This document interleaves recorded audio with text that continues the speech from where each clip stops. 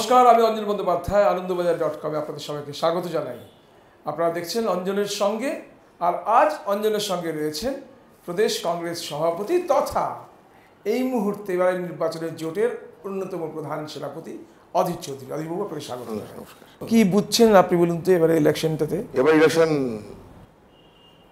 জোটের পক্ষে মানুষের মতামত খুব দ্রুত সংগৃহীত হচ্ছে। এর এই কারণে যে জোটটা আসলে একটা রাজনৈতিক অঙ্ক। আপনার এত পার্সেন্ট ভোট, লেফটের এত পার্সেন্ট ভোট, দুটো মিলছে, অতএব এই জায়গাটা হচ্ছে। না, ভোট সবসময় হয় জানবেন একটা পারসেপশনের উপরে। আজকে পশ্চিমবঙ্গে যে পারসেপশনটা তৈরি হয়েছে তা হলো এই যে তৃণমূলের যে সরকার, সেই সরকার গত 5 বছরে বাংলার মানুষকে ঠগিয়েছে।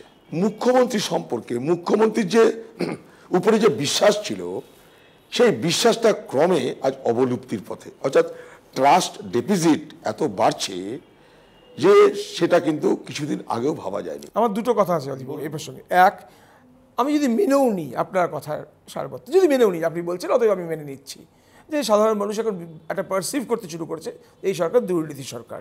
আমি আবার বলছি, আপনার বক্তব্যটা মেনে নিয়ে বলছি, যদি আপনি সত্যি হয়, তাতেও হয় কি একটা ভায়াবল অল্টারনেটিভ হতে হয়, একটা যথাযোগ্য বিকল্প তৈরি হতে হয়। মানলাম যে অধীরবাবু আপনি খুব খারাপ, কিন্তু আপনাকে ওই চেয়ার থেকে সরাতে গেলে একটা ভালো লোককে দরকার হবে। আপনারা সেই ভায়াবল অল্টারনেটিভ হিসেবে নিজেদের গড়ে তুলতে পেরেছেন?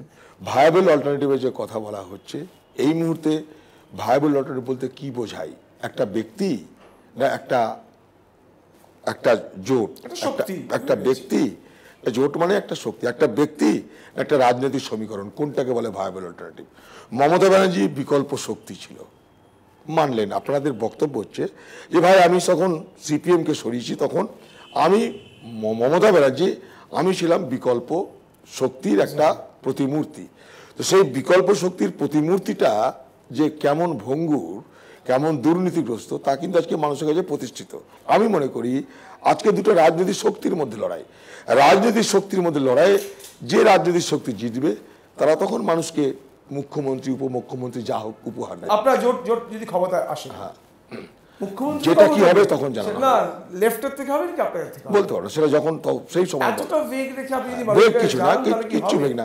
ভারতবর্ষের রাজনীতি এটাই হয়, সবসময় মুখ্যমন্ত্রী আর প্রধানমন্ত্রী প্রজেক্ট করে ভারতবর্ষের রাজনীতি। আপনার পক্ষে কি অসুবিধাজনক যে আপনি যদি এখন আপনার কনস্টিটিউয়েন্সি এখানে কি বলেন যে দেখুন লেফটের থেকে মুখ্যমন্ত্রী হবেন, তাহলে এটা সুবিধা অসুবিধার প্রশ্ন না।